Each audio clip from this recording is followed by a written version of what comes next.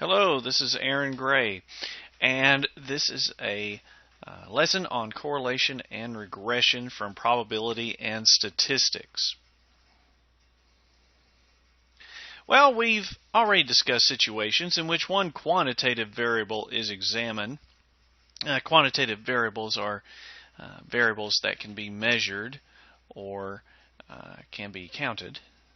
And we've also discussed situations in which data from two samples are paired up, especially in two-sample hypothesis testing. We had matched pairs design or matched pairs test.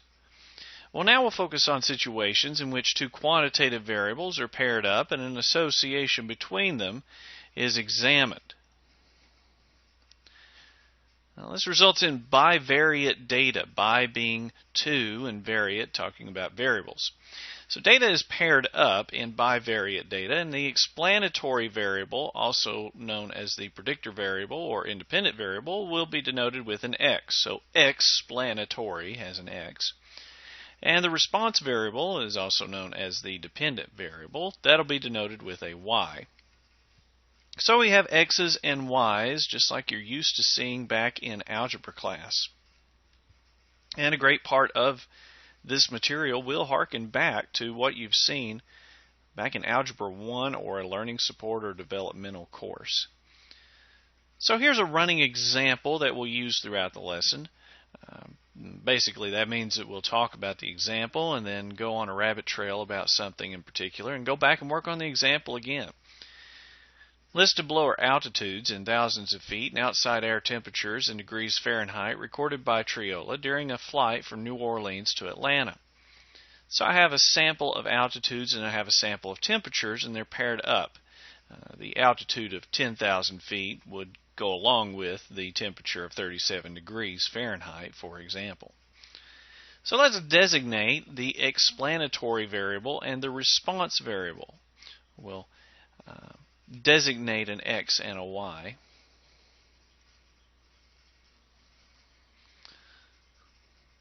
So, X is probably going to be something that either occurs first or seems to occur to cause the other one, but not necessarily. We'll let the X be the altitudes.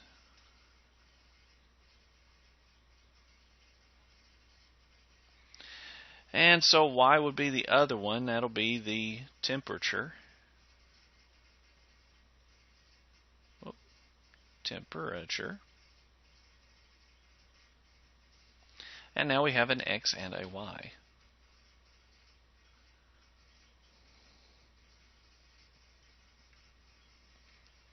Well, to aid in our analysis of bivariate data, one tool we can use is called a scatter plot. And in a scatter plot, you pair up your X and Y values and you use them as coordinates. Just like you have X, Y coordinates in algebra. Well, basically, you make points out of your X and Y pairs and you put them on a graph. Each variable is represented by a separate axis. So it's very similar to algebra. We'll do one of these for our running example. First, I want to sketch one just a little bit, and then I'm going to show you how to make one in the calculator. So for number 2, I'm going to have an x-axis and a y-axis. I'll draw those in first. Whoop. My axes are not exactly straight, but this is just a sketch to get the idea.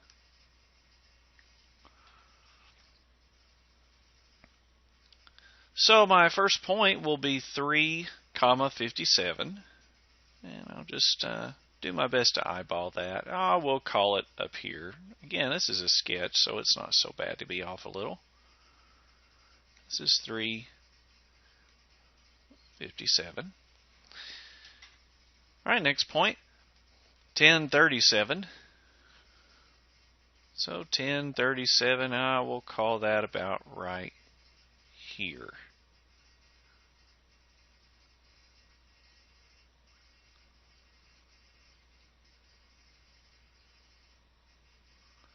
There we are. And I will just continue that process now for all the others. So that's not a bad scatter plot. I've just scattered plots along the graph. This is, of course, not to scale.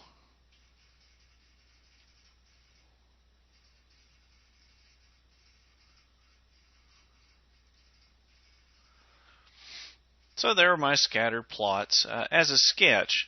Now, a calculator will also sketch these points and make a scatter plot, and it'll be a little bit more to scale. Actually, it'll be exactly to scale, and it'll look a lot better than what I've done. So the first thing I do is I go into Stat and Enter to fill in my list. I've got some old things in my list. I'll just clear those out. All right, once they're clear, I'm going to put the altitudes in list 1 and the temperatures in list 2. So altitudes first.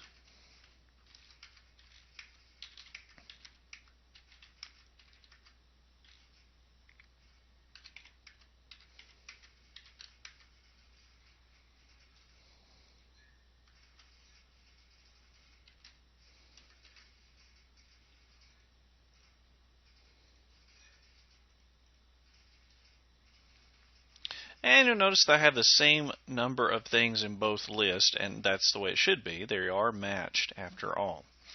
Once all those are typed in, you'll notice at the top left of your calculator there's a y equals button, and above that it says Stat Plot, usually either in yellow or in blue. Mine's in yellow, so I'll press second and Stat Plot, and my first plot is off, as they usually are. So select Enter and then turn that plot on, and you'll notice a lot of different types of graphs that are in this menu. The first one is a scatter plot. It's the one that's already highlighted. Beside that we have a line graph, then a histogram, a couple of types of box and whisker plots, and something that looks like an ogive. The very first one is the scatter plot, so it's the one we want.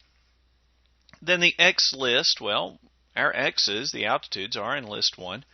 The Y list, well, the Y's are in list 2, so that's the way it should be. And mark is just talking about the type of plot that you want the calculator to make.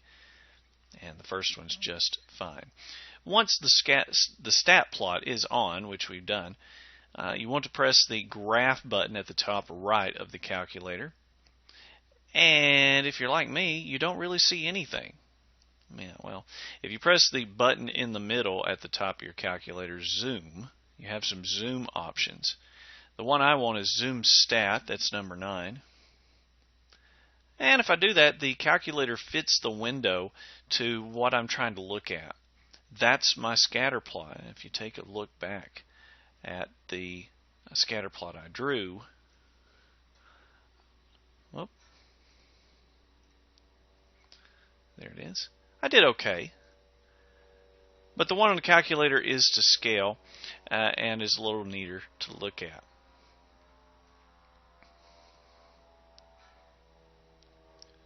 Well, let's talk about correlation. Correlation exists between two variables when the values of one are somehow associated with the values of the other. And when correlation is present, the plotted points of the scatter plot result in a pattern that can be approximated by a function. There are numerous types of these. Yeah, we're talking about a correlation. Relationship between these two variables.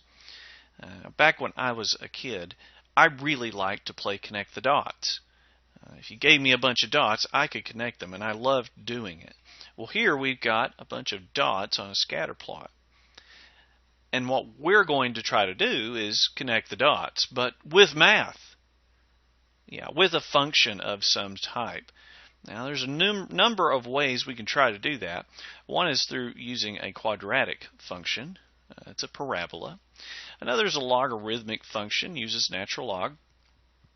An exponential function gives us an exponential curve. And a power function gives us a power curve. Lastly, a linear function gives us a line. First four letters of linear is L-I-N-E. So you get a line. Well, the linear correlation is the type that we focus on in this course. So let's try to connect the dots using a line function. Linear correlation exists between two variables when there's a correlation, so they have a relationship, and the plotted points of paired data result in a pattern that can be approximated with a line. Down at the bottom of the slide, you see another example of a scatter plot, and that one has many more plots on it. Yeah, you can tell that it kind of looks like you've shot a graph with a scatter gun, or buckshot or something, or maybe you've taken a bunch of dots and just thrown it up on a graph, and certain ones have stuck. Well, we're going to try to connect those dots the best we can, and we can't get every one of them, but we'll try to get as many as we can, as close as we can, using a line. That's linear correlation. Here's another scatter plot of our information, the altitude and temperature example. And you can tell by looking at it that it looks like a line would go through our dots, and we'd probably hit just about every one of them. But how do we know for sure? How do we know for sure that a line is the best choice to fit to those dots, other than just by looking at it? Well, that's what the linear correlation coefficient is for. Sometimes that's called the Pearson linear correlation coefficient, and sometimes it's just called correlation coefficient, but linear is the more specific name. It measures the strength of a linear relationship between the paired variables, and is denoted with a lowercase r. At the bottom of the slide, you see one formula for r. The good news is that we won't use the formula, but there it is, and that's one way to find it. Instead, we'll use the calculator. It has built-in functions and commands to find correlation coefficients. Here are some properties of R, Pirate's favorite statistic. R is between -1 and +1. It can be -1, it can be +1. It doesn't change if all the values of either variable are converted to a different scale. So if we had changed from thousands of feet to miles, or if we had changed from Fahrenheit to Celsius, it wouldn't matter. It's also not affected by the choice of X and Y. However, it is very sensitive to outliers. If you had an extreme value that you're trying to connect the dots with, well, then you're going to have to go out of your way to get that extreme value, and it's going to throw off the strength of the linear relationship or correlation. The magnitude or absolute value measures the strength of a linear relationship. The sign, positive or negative, shows the direction of the regression line and the direction of the relationship. So for number 3, let's find the linear correlation coefficient of our data. The good news is we've already put this data into the calculator in our list. That's really the first step. Now, since it's already there, we can go to Stat, Calc, and scroll down to LinReg A plus BX. That's linear regression A plus BX. I like to tell the calculator that it is list 1 and list 2 that I'm working with. If you have a TI-84 Plus or something along those lines, then you may have a menu that says X list and Y list. Those are L1 and L2 respectively. And I get this output screen. Now, if your calculator doesn't give you all of this output, then your diagnostics are not on. To do so, to turn your diagnostics on, I would press second and 0. That gives me the catalog of all the commands in the entire calculator. Well, we're going to scroll down to diagnostic on, or you can press the X to the negative first button. That'll take you to the D's. You won't have to scroll as far. And there it is, diagnostic on. I'll press enter until it says it's done. And now, unless I reset the memory or change the batteries or something along those lines, the calculator will give me all of the information that you see on mine. And there it is again. At the very bottom of the list is R. That's the linear correlation coefficient. So if I rounded R to 3 places in this example, it would be negative 0.997.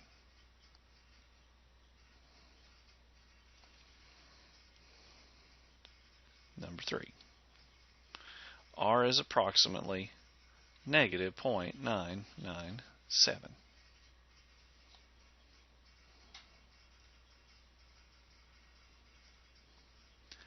Well, to verify a linear correlation between variables, we compare the absolute value of R, which we just found, to the critical value of R at a particular significance level. And to do that, we often use a chart of critical R values. There's one here on this slide. This is also a table that you were given earlier in the course, or that you could print from online. Here's how you read this chart. N is the number of pairs that you have. Alpha is a significance level. You get two different values for it, 0.05 or 5%, 0.01 or 1%. And we really just match up the number of pairs with the alpha level, the significance level, to find the critical value of R. Then, if the absolute value of R is greater than that critical value, then there's sufficient evidence to support the claim that a linear correlation exists. If the absolute value of R is not greater than the critical value of R, then there's not sufficient evidence to support the claim that a linear correlation exists. Those statements probably sound familiar. There's some hypothesis testing going on behind the scenes when you compare these values of R, the critical value and the absolute value. And we're not going to do all the steps to the hypothesis test, but these critical values will give us the outcome. So for number 4, is there sufficient evidence to support the claim that a linear correlation exists? Use alpha equal to 0.05. Well, to find the critical value, I count the number of pairs. 1, 2, 3, 4, 5, 6, 7. So N is 7. Let me use alpha equal to 5%. That's 0.754.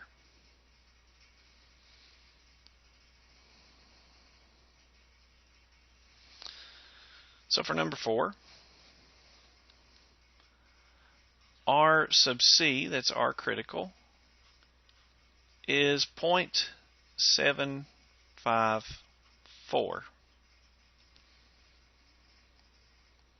Absolute value of R, which we just found a few moments ago, is 0.997.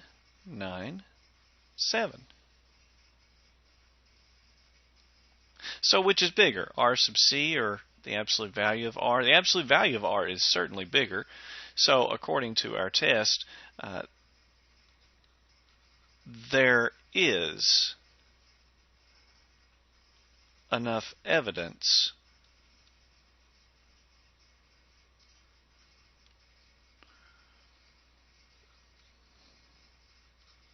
that a linear correlation exists.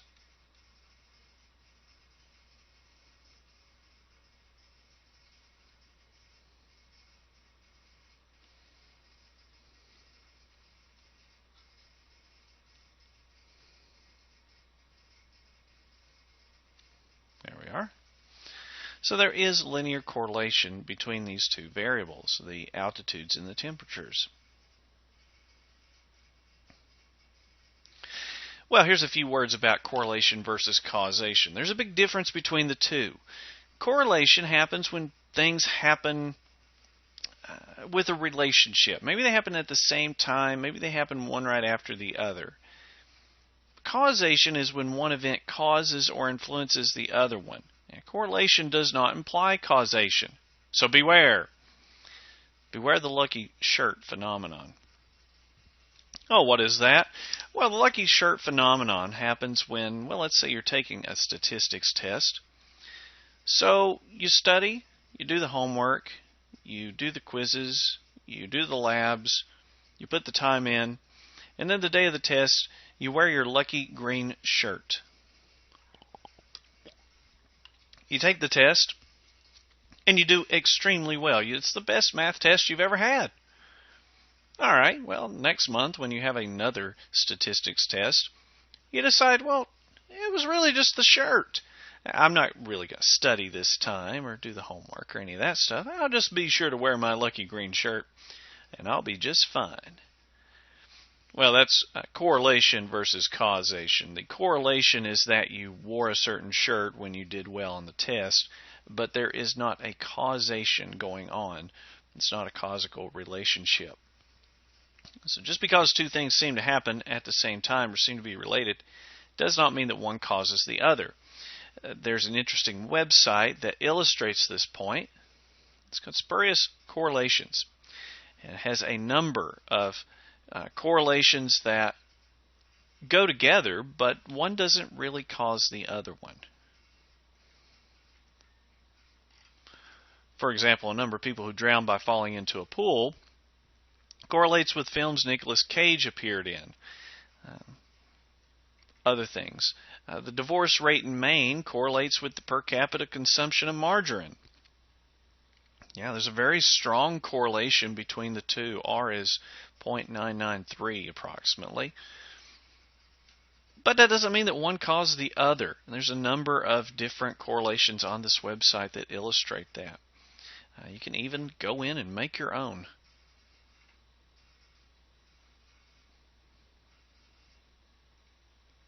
So beware. Correlation does not imply causation. That's one of the big ideas of statistics. Well, now that we know there's a linear correlation between altitudes and temperatures, we can create a linear model of that data with a best fitting line, or a line of best fit. The line itself is called a regression line, and its equation is called the regression equation. When I was in my undergrad, I took a class called mathematical modeling, and it was great. I could tell other people that I was in modeling class. Well, it wasn't modeling like walking the catwalk. It was modeling in that we would take real-life data and we would try to make an equation or a function that would explain that data, explain that phenomenon. We're going to try to do that with that line that we're using to try to connect the dots. The line itself is the regression line. The equation for it is the regression equation. All right, back to our example. Find the equation of the least squares linear regression line for this data. Well, good news. You've already found it. If you look on the calculator, on the same screen that gave us R, right up above it at the very top, y equals a plus bx. That's the form of the regression line. A is right below that. B is below it. So all we got to do is piece together the equation, and then we'll have our regression line.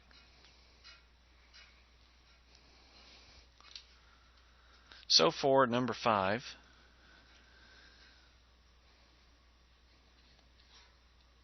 I'm going to make one minor change. Instead of having y, I'm going to use y hat. That's the predicted value of y.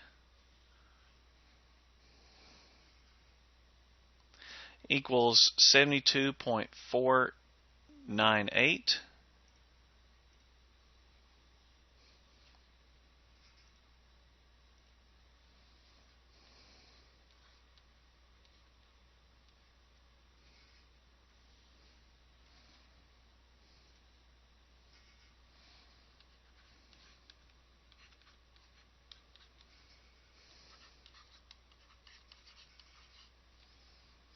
Minus 3.684.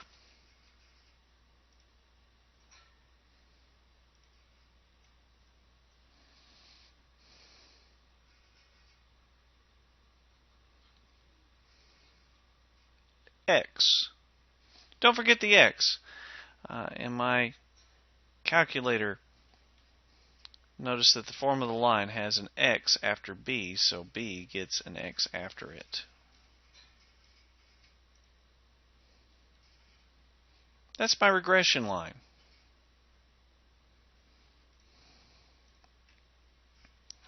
Well, how do you interpret a regression line, linear regression? To do so, we'll harken back to Algebra 1. You might remember y equals mx plus b. That's slope-intercept form of a line. Statistics uses a similar formula. We use y hat equals a plus bx. Some textbooks rearrange the a and b and make it ax plus b. Well, the constant term, that's the thing without an x, a in our case, is the y-intercept. The coefficient of x, that's b, is the slope. So to interpret the intercept, we'd say that when x equals 0, y hat equals a. And to interpret b, the slope, we first note that slope is the change in y over the change in x. So to interpret it, we can use the following template. The response variable, or the y, increases or decreases by this amount on average for each additional unit increase in x. Well, let's do that. Let's interpret the intercept and slope of the linear regression line equation that we have found. So number 6. First, the intercept.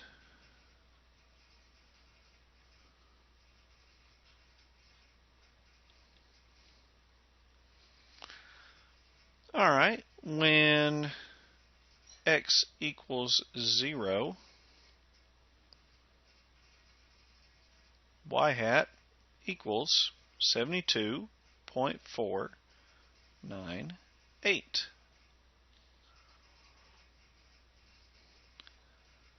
That's it. That's the interpretation of the intercept, and that is the definition of a y-intercept. For slope, I'm going to think for a minute first. So here's a thought bubble. I'm thinking now.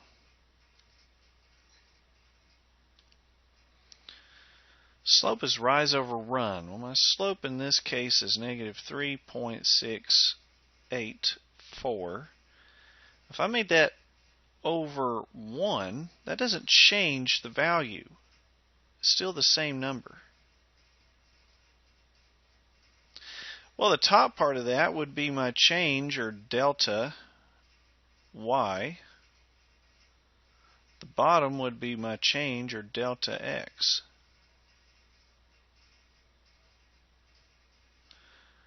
Okay, so every time that x goes up by 1, y will go down, negative, by 3.684. Well, that's where this interpretation comes from.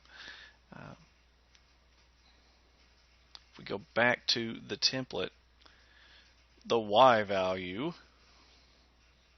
in this case temperature,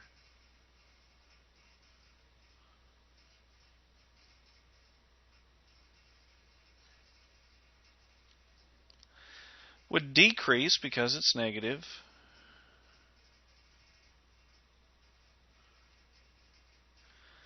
And it decreases by 3.684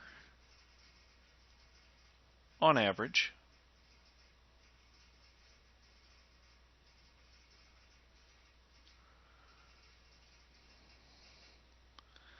For each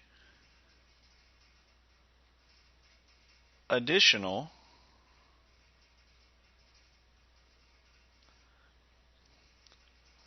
units for the x were 1,000 feet, so each additional 1,000 feet increase in altitude.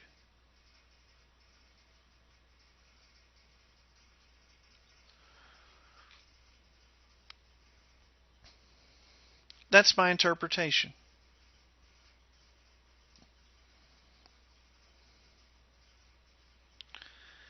Okay, so here is the scatter plot of our altitudes and temperatures, and this time I've added in the regression line. This is the line that we found using the calculator. You can see it hits most of these dots, these plots, but it misses some of them, and that's all right. It misses them by a little bit. This is still the line of best fit because the calculator uses an algorithm to find that. But how do we know how good this model is? How do we know how good this line is at predicting or explaining this phenomenon? Well, the coefficient of determination does that. That's the proportion of the variation in y that's explained by the regression line. And it's denoted r squared. So it tells you how much of the change in y is explained by the line, the model, that we've found.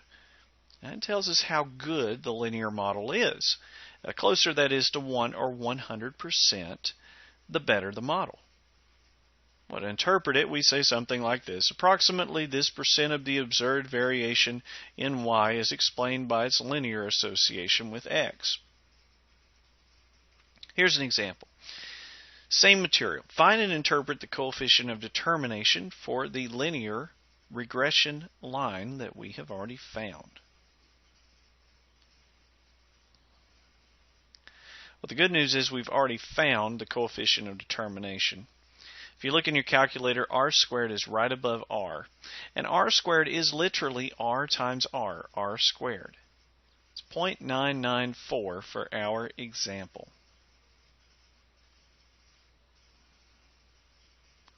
So for number 7, r squared is about 0.994. And that's pretty high. That's really close to 1, so that's good. It tells us that our model is good. Well, let's interpret that. Again, using the template. This will be number 8.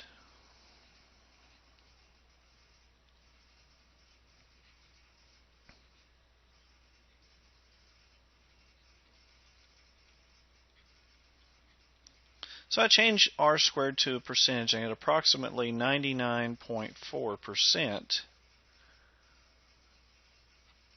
of the variation in my y value, that's temperature,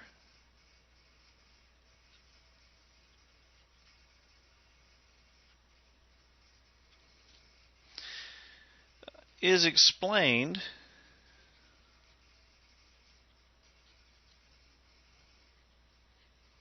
by its linear association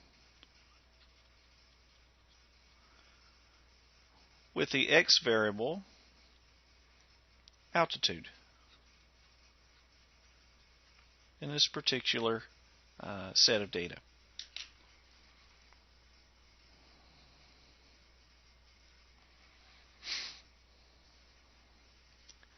Okay, so now that we have a linear regression model and we know that it does a good job of predicting and explaining what's going on, we can use that to predict values of x or y. So, back to our writing example, number 8 will predict the air temperature at 6,000 feet. That's the approximate elevation of Roan Mountain in northeast Tennessee. And then after that, we'll predict the elevation that would have an air temperature of 0 degrees Fahrenheit. So first, number 8.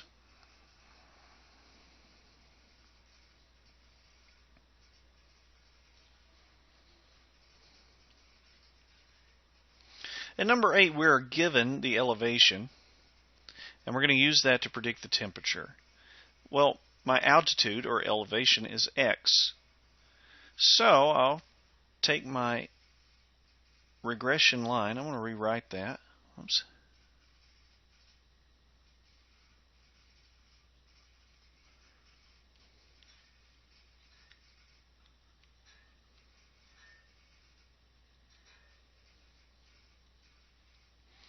And I'm going to substitute 6 in for x. Why 6? Well, what's your units? The units are in thousands of feet, so 6,000 feet would be 6 for x.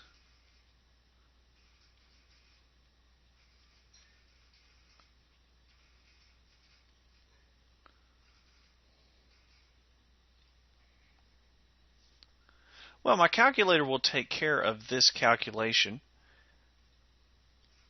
I can type it in exactly as it is shown, so 72.498 minus 3.684, and then use parentheses for my substitution. I want to press enter. Oh, there's my answer, 50.394.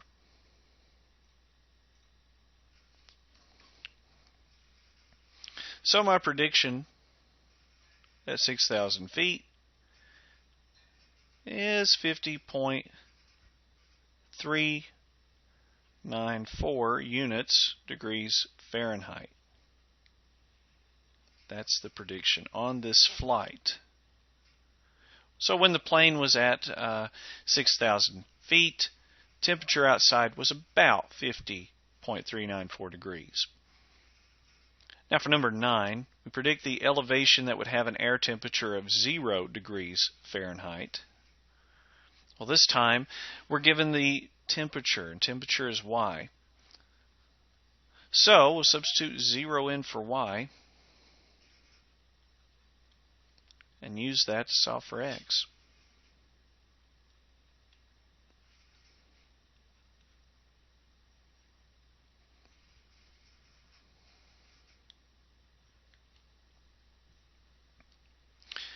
Well, I'm going to add 3.684x to both sides.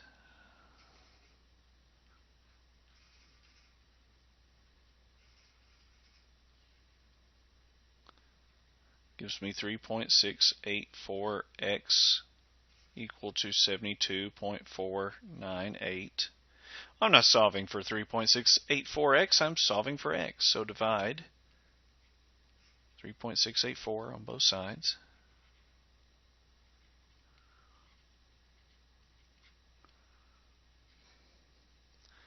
And I get that x is, well, using my calculator for this step,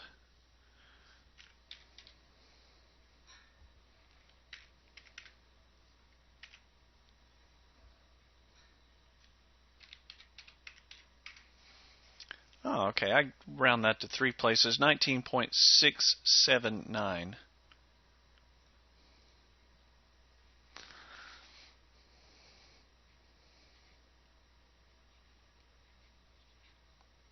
And of course that's approximate. Units, degrees, Fahrenheit. Nope, this is actually thousands of feet. Sorry.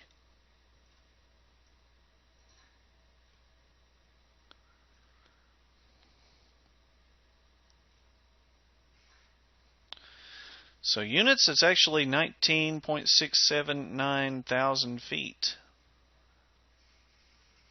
Watch those units. They are important.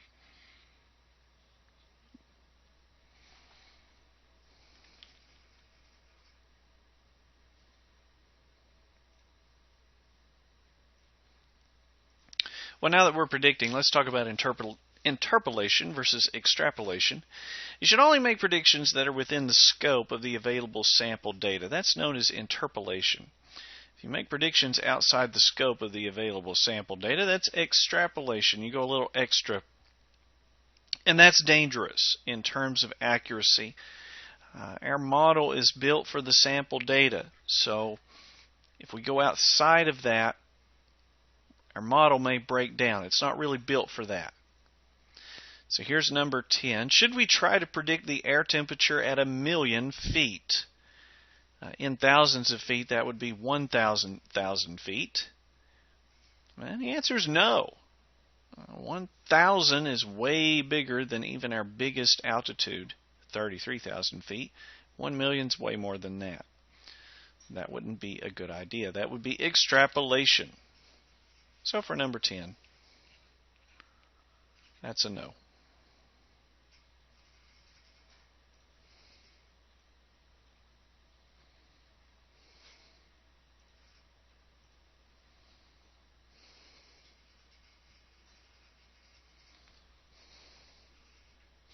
There's another reason we shouldn't do that. Here is a picture of something like 1,000,000 feet. Actually, it's not even 1,000,000 feet, but you definitely leave the Earth's atmosphere, and our model is certainly not built for that.